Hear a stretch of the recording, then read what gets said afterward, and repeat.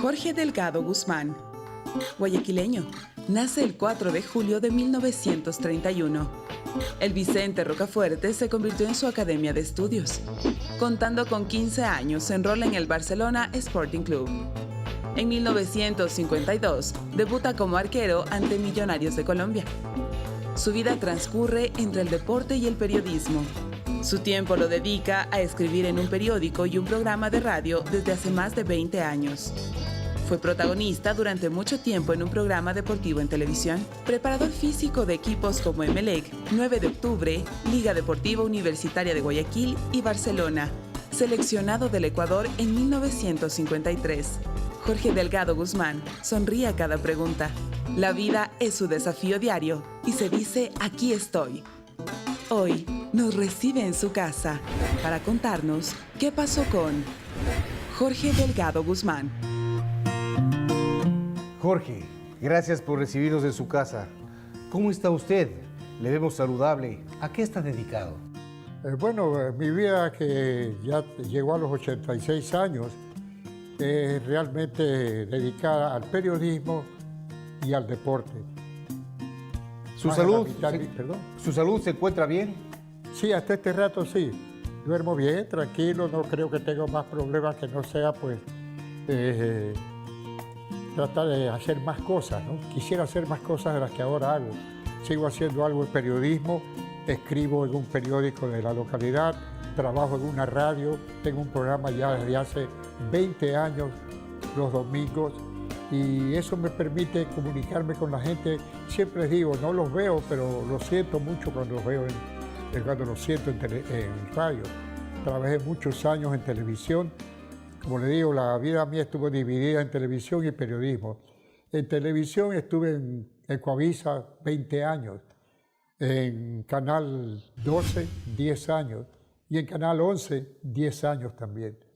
¿Qué es un día rutinario para usted? ¿Qué hace por las mañanas? Cuéntenos. Bueno, yo en la mañana trato de pasar lo mejor posible. Tengo un par de perritos con los que me divierto corriendo. ¿De qué raza son? Ellos son los que corren, yo ya no puedo correr.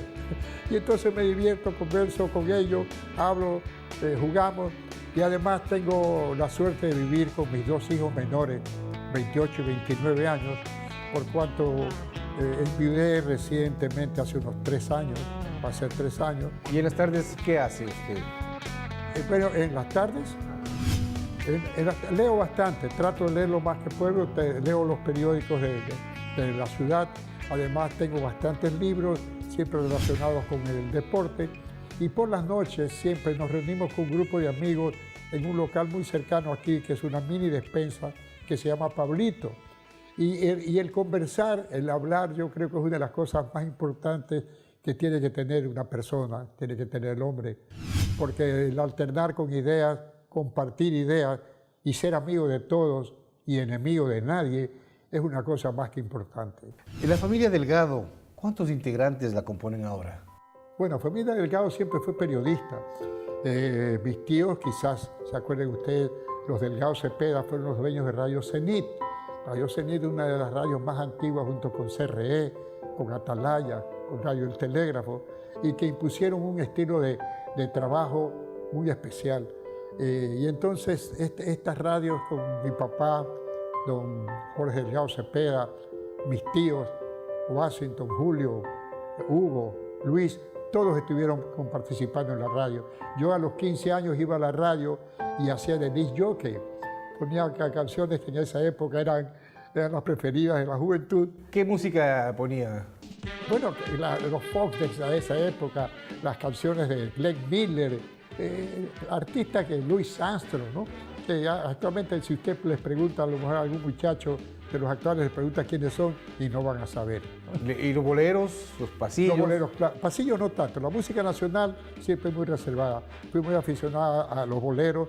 Inclusive en una ocasión, durante 10 años, de 1960 a 1970, tuve un almacén de discos en la calle Pedro Carbo y Aguirre. Se llamaba Todo Disco, era muy pequeñito, pero vendía discos de esa época que eran de 45 revoluciones y de 33 revoluciones. Ya, los famosos LPs. Claro, LP y los pequeños. Y entonces en ese sitio se reunían los jugadores del Barcelona y del Emelec y las muchachas pasaban a pedir autógrafos y todas las tardes teníamos unas reuniones muy lindas con la música que se ponía en el tocadisco y que la gente la aceptaba mucho en esa época, ¿no? O sea, usaba a los jugadores como impulsadores para sus ventas. Bueno, quizás no como explotadores, ellos explotaban. Impulsadores, ¿no? Ellos explotaban. Sus nietos, ¿los mima? ¿Cómo se lleva con sus nietos? Bueno, tengo 6 hijos, ¿no? Una vez me preguntaron, ¿todos vivos? No, le dije, hay 4 que trabajan. No, sí, tengo 6 hijos, 3 de mi primer matrimonio, 3 de mi segundo matrimonio. Con ellos nos vemos siempre, son muy cariñosos, me siguen cuidando. Actualmente vivo con los 2 menores y entonces ellos están siempre preocupados. Jorge, pues que ya ustedes conocen tu trayectoria de tantos años, está siempre pendiente de mí, yo lo visito en su piscina. Mi segundo hijo es médico cirujano, trabaja con niños, es jefe del hospital de Roberto Gilbert, de la sala de quemados, hace unos muy lindos trabajos. Él siempre está preocupado de todo lo que me pasa y mis demás hijos también, ¿no? ¿Alguno de sus nietos ha querido seguir sus pasos? De mis hijos. De sus nietos. De mis nietos, sí. Hay uno de ellos, Jorge Delgado Torres, hijo de Jorge Aurelio, y está estudiando periodismo y actualmente es fotógrafo profesional y periodista, ¿no? Así que le va bastante bien. El segundo ya va a estudiar fisiología. La tercera es funcionaria de un banco en la localidad. El cuarto, profesora de inglés, es casada con 2 hijos. El quinto es actualmente funcionario público. Y la sexta es la que ustedes vieron aquí conmigo, que ella también es ingeniera comercial, ¿no? ¿Usted de niño a qué jugaba? Bueno, siempre fue el fútbol mi afición principal. Jugaba con la pelota de trapo clásica de los barrios de esa época, en Payaguirre, Rocafuerte, un barrio que reunía por las tardes, todas las tardes, después de las 5:30 de la tarde, no menos 50 muchachos haciendo pelota de trapo, lo que se llamaba en esa época el bate, que era el béisbol posteriormente, y jugábamos a lo que se nos presentaba. De ese barrio salieron muchísimos deportistas, hasta presidentes de la República. León Febres Cordero vivía diagonal conmigo y disfrutamos una amistad de muchísimos años, ¿no? Y en el béisbol, en el fútbol, nacieron ahí en esa esquina cualquier cantidad de periodistas, de deportistas. ¿Y algo que le recuerde más de esa época, de ese barrio? La amistad que seguimos manteniendo con ese grupo. Fíjense que hacemos una reunión desde hace 18 años, ya va a ser 19 años, todos los segundos miércoles de cada mes nos reunimos los que yo llamo los sobrevivientes del barrio. Comenzamos un grupo de más de 46, 48. Actualmente habemos 24, ¿no? Pero no dejamos de reunirnos y nos tomamos una sopa, un segundo plato, una ensalada y conversamos de lo que nos ha pasado en ese mes y seguimos siendo amigos, que es lo importante, ¿no? ¿Era un buen estudiante en el colegio? Regular. No nos vamos a poner en el plan de estrella, porque después de hacer tanto deporte, yo estudié en el Vicente Rocafuerte y trabajé como profesor de educación física del Vicente Rocafuerte durante 24 años. Y como le digo, ahí también tuve otros políticos, alumnos, inclusive presidente de la República, el señor Jaime Roldós Aguilera fue mi alumno, ¿no? Y lo recuerdo con mucho cariño. Y el fútbol hacía que yo representaba al colegio en 6 deportes intercolegiales. Entonces no tenía tiempo casi para estudiar. Ya los profesores veían y dicen, ¿cuánto quedaron en el último partido? Ganaron 2-0, tienes 20. ¿Y alguna travesura que se le venga a la memoria ahora, en esa época, de estudiante? ¿Alguna anécdota de esa época? ¿Alguna anécdota, travesura de esa época? En esa época, pues, el deporte era muy, muy leal. El deporte no se hacía por intereses económicos, se hacía porque uno amaba su colegio, porque uno quería su colegio. Y lo que se ha olvidado también actualmente, las competencias intercolegiales, ya no hay. En esa época era el básquetbol, la natación, el fútbol, el vóley. Es decir, se jugaba todo a niveles intercolegiales. Las reuniones entre Aguirre Abad y Vicente Rocafuerte en fútbol, por ejemplo, significaban hacer los preliminares de los partidos internacionales que se hacían aquí en el Capo, ¿no? porque era tal la importancia de esos eventos. En el Aguirre Abad, por ejemplo, el arquero era Alfredo Bonar, el mejor arquero que ha tenido este país en toda su historia, ¿no? Y cualquier cantidad de jugadores de primera categoría. Eso ya se ha olvidado, no sé por qué. Quizás la televisión ha hecho que los muchachos se dediquen más a estar mirando la televisión y el celular que haciendo deporte. Nos contaba que enviudó hace 3 años. Sí. ¿Cómo se siente ahora? Mi segunda esposa falleció hace 3 años, una lástima. Es la mamá de era la mamá de mis 3 últimos hijos. Fotografías que ustedes verán, tuvimos la oportunidad de viajar mucho. Y entonces nos llevábamos muy bien. Fue una enfermedad de 15 días, un problema gravísimo. No le dio chance a nadie, a nada, y tuvimos que lamentar su fallecimiento, ¿no? Con mucha pena. Aún vamos a escuchar más memorias de Jorge Delgado Guzmán aquí en ¿Qué pasó con? Ya volvemos. Estamos de vuelta aquí en ¿Qué pasó con? Jorge, su hijo homónimo suyo, Jorge Delgado Panchanas. En la participación olímpica de Múnich 72, en la cual obtuvo un 4º lugar, a pesar de la acción terrorista que se desarrolló, ¿usted estaba ahí? ¿Cómo la vivió? Lógicamente la emoción de tener a un hijo en una final olímpica, hemos tenido muy pocos padres de familia aquí en este país. Entonces, cuando Jorge llegó a esta final, terminó en 4º lugar, que para mí era un triunfo tremendo. Fue un festejo muy grande, no solamente en ese momento en la Villa Olímpica. Y cuando llegó, la natación terminó un día y al día siguiente, esa madrugada, ya fue el ataque de los terroristas a la Villa Olímpica. Justamente planificábamos con Jorge ir a un museo, al Museo de Múnich. Nos gustaba mucho siempre visitar iglesias, museos. Y entonces fue terrible porque fue una cosa tan sangrienta, tan especial, que yo creo que no tiene parangón el haber hecho esa barbaridad que hicieron los terroristas en los Juegos de Múnich. Inclusive al día siguiente de este evento, de este suceso, se realizó en el Estadio Olímpico de Múnich una misa campal con asistencia de todos los deportistas que estaban en ese momento en la villa.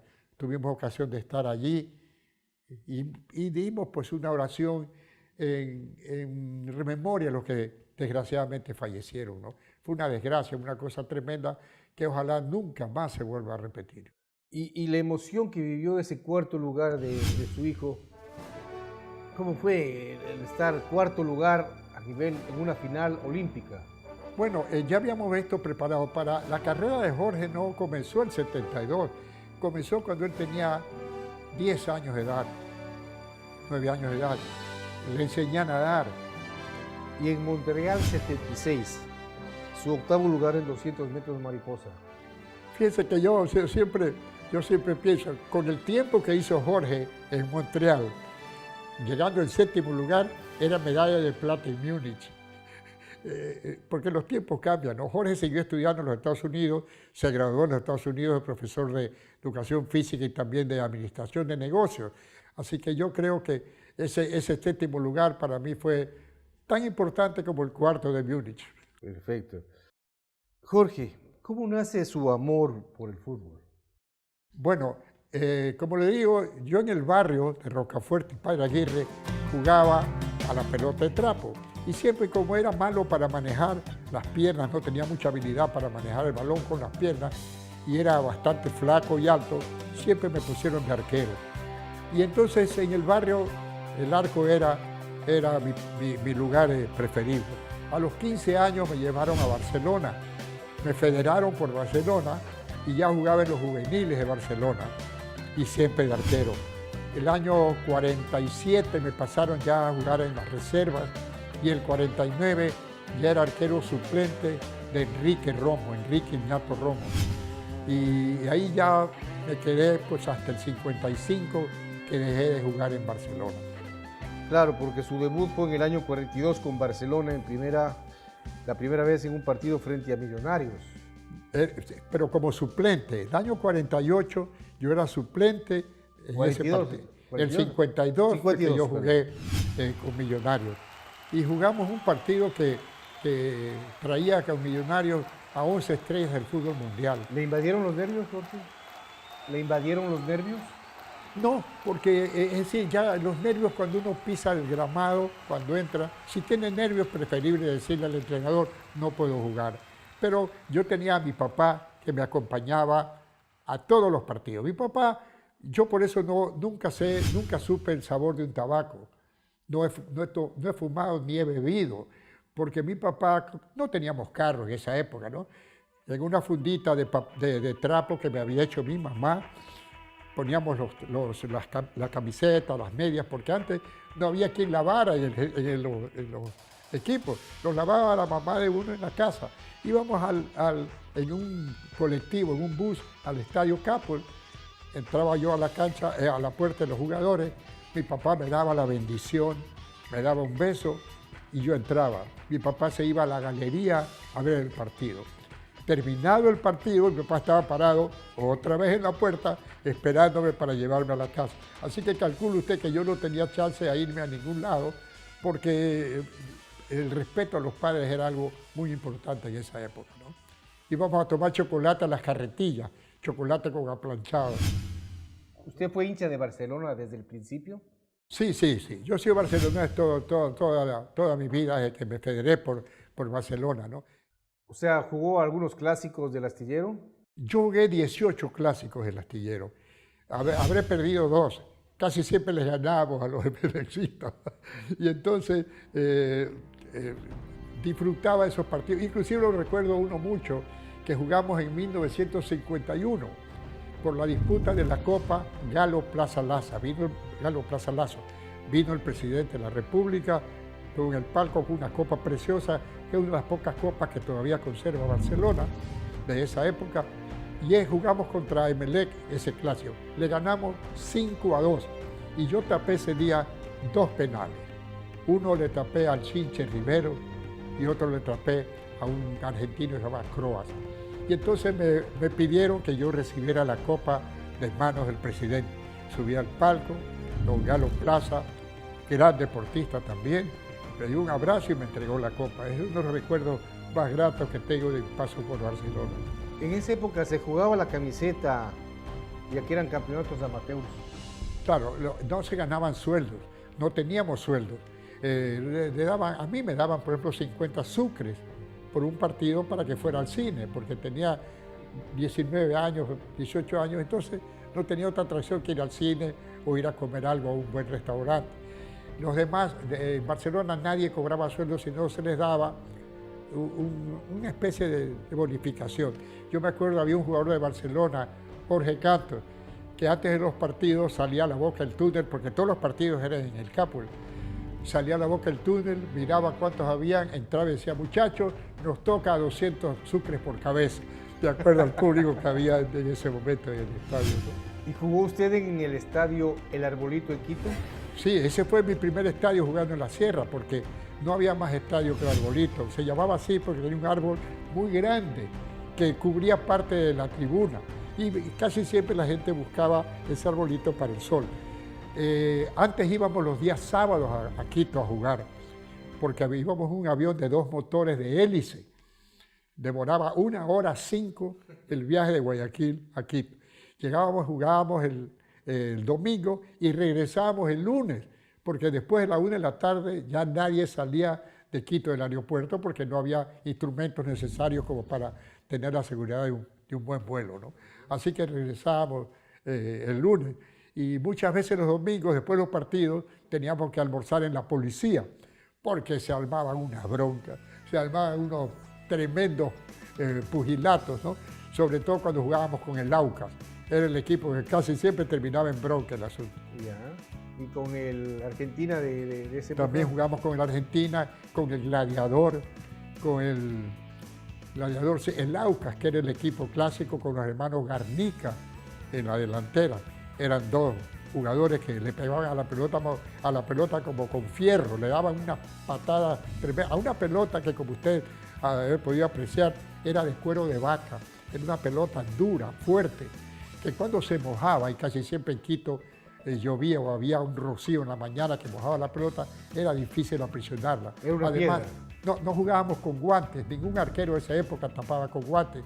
Esa es la razón porque las manos, como usted Sí, verá, me enseñaba las manos que... las tenía pues todas torcidas. El único que me gana en manos chuecas es Manga, el arquero. ¿Por qué lo gana? Porque se las tiene más chuecas que yo todavía. Con la llegada de Ansaldo al Barcelona, ¿le banquearon? Sí, automáticamente yo me di cuenta y yo cuando llegó Ansaldo, yo recuerdo haberle dicho, Pablo, usted va a ser un gran arquero. Estábamos vistiéndonos en el camerino. Usted va a ser un gran arquero, va a ser un gran portero. Trate de arreglar su situación económica porque ya el fútbol estaba en esa época produciendo algo más. Cuando me di cuenta que ya yo no tenía chance para superar el saldo, preferí salir y dedicarme a la educación física trabajando con equipos de fútbol de primera categoría, ¿no? Y hay una anécdota que me comentaron en el torneo Azuguayas del año 64. Al lesionarse Maguiregue, y usted lo reemplaza. Jugábamos un torneo nacional. El partido ese día era con el 9 de octubre. Yo no estaba equipado como arquero. Como arquero estaba Ordeñana y Mayeregue. Mayeregue se lesiona y Ordeñana en el calentamiento se daña una mano. Y en ese momento me tuvieron que equipar. Yo ya no jugaba mucho tiempo y tuve que tapar 45 minutos por Emelec. Lo hice con todo amor, con todo cariño, porque yo siempre he tratado de ser profesional. La divisa se lleva en el corazón, pero cuando uno trabaja para una institución tiene que tener la divisa en la camiseta, ¿no? ¿Y ganaron ese partido o perdieron? Lo perdimos 2-1 y a mí me hicieron el gol con que perdió Emelec. No creo que me alegré mucho, pero sí lo sentí que me lo habían hecho a mí. ¿Qué se jugaba? ¿Se jugaba algún campeonato? Campeonato final? nacional. Se jugaba campeonato nacional en esa época ya. ¿El campeonato nacional? Nacional, sí. Y jugaba, pues, en esa, por el campeonato, jugaba 9 de octubre contra Emelec. 6 goles del culpable. Esa es la única vez que me he puesto la camiseta de Emelec para jugar. ¿En qué equipos has estado de preparador físico? Estaba preparador físico en Barcelona, Emelec, Liga Deportiva Universitaria de Guayaquil, donde también jugaba de arquero porque estudiaba en la universidad. El 9 de octubre posteriormente, y viajé a muchas Copas Libertadores con estos equipos. Como preparador físico estuve en Bolivia, Perú, Chile, Argentina, Uruguay, y siempre hicimos muy buenos trabajos, muy buenas performances.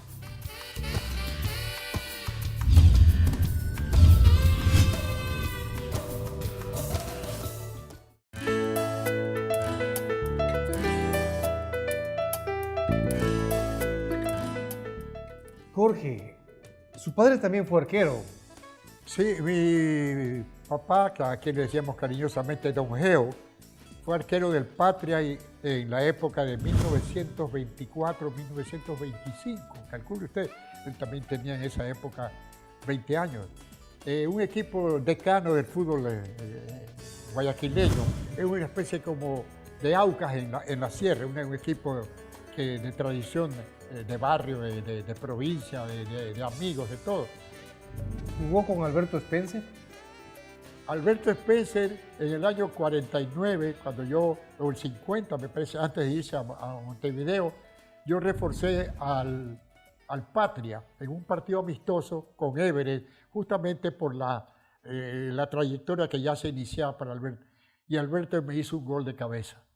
Yo lo recuerdo mucho porque no es que me lo dejé meter, pero que le haga un gol a uno, Alberto Spencer, ya era un honor. Así que yo creo que algo de complicidad hubo también de mi parte, ¿no? ¿Fueron amigos con él? Íntimos amigos, lo entrevisté y lo visité en muchos de los sitios donde él trabajaba, en Paraguay, en Chile, y cuando llegaba al Ecuador siempre me iba a buscar a mí, porque nos íbamos a tomar un café, a conversar, a comer, muy amigo de Jorge, gran admirador de Jorge Delgado Panchana. Íbamos a la piscina, él hacía ejercicio en la piscina, nadaba, porque sabía que necesitaba mantenerse en forma muchas veces para su condición de entrenador, que en esa época ya era entrenador, no era jugador. ¿Cómo nace el periodismo deportivo en usted? Ya le digo, mi familia, toda mi familia fue periodista, toda mi familia. Entonces este asunto del periodismo nace cuando yo comienzo a trabajar en Ecoavisa. Y me doy cuenta que para ser profesional había que tener un título.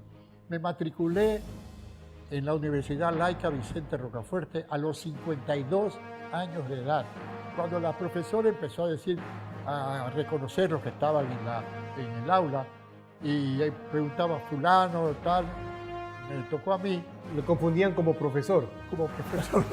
Y entonces me preguntaron, sí, yo tengo 52 años de edad, soy el alumno más viejo que hay en la Universidad Laica Vicente Rocafuerte. Y me gradué de periodista profesional 4 años después.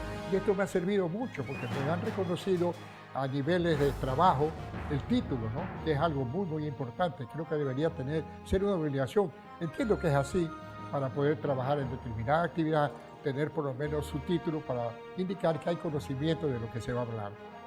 ¿La radio o la televisión? Yo prefiero la televisión, o la prefería la televisión cuando todavía el aspecto físico me permitía estar en la televisión. Ahora último, cuando trataron de hacer un programa de televisión, me dijeron que hiciera una película de misterio, porque ya lucía como alguno de los fantasmas de alguna de las películas. Entonces, la radio me permite comunicarme con todos sin tener que verlos. Los quiero y los estimo muchísimo. Sé que todos están escuchando. Como le digo, ya va a ser 20 años que mantengo un programa en una radio, Super K800, que se llama Domingos de Siempre. Y lo heredé de este muchacho Rodríguez, que tenía por el lema, el deporte también tiene corazón. Y ese es el lema que mantenemos aún en esa programación. ¿Ha vivido algún mundial de fútbol con la selección del Ecuador? Nunca fue un mundial de fútbol. Siempre lo transmitía aquí, lo ocultaba, pero nunca fue un mundial. Me parecía que lo veía mejor porque le repetían las jugadas y a cada momento veíamos las acciones, pero nunca he ido, ¿no? Hay personas que dicen, yo fui a 5 mundiales o 4 mundiales. No, yo sí lo digo con todo porque nunca fui a un mundial, pero quizás comentaba de fútbol con mucha claridad porque lo había jugado. Y para saber de fútbol hay que haberlo jugado, ¿no? A esta tercera edad, ¿cómo la siente? Bueno, yo la tercera edad no la tomo como una etapa, ¿no? La tomo como una continuidad de la vida. La vida se prolonga hasta cuando el dueño del Orfeón dice basta, ¿no? Yo pienso que morir es un anochecer sin aurora. El que muere no tiene ya una hora, pero tuvo el último anochecer de su vida. Y esto hace que yo no le tenga miedo a la muerte, porque sé que va a llegar, porque es inevitable, pero la sigo viviendo hasta que tenga la oportunidad de decir, bueno, ya me divertí bastante, ¿no? Porque la vida no es solamente diversión, la vida es trabajo para los demás.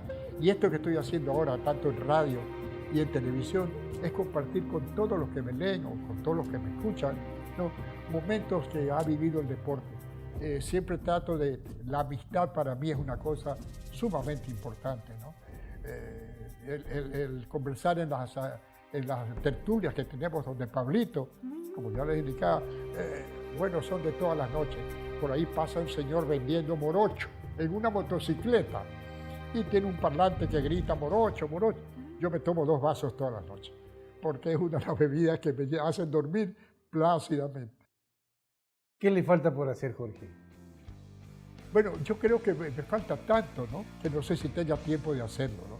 La vida nunca debe quedar para un hombre truncada porque ya llegué y ya no hago nada más. No, todos los días es un desafío. Diariamente es un nuevo desafío, un nuevo momento de decirle a la vida, aquí estoy.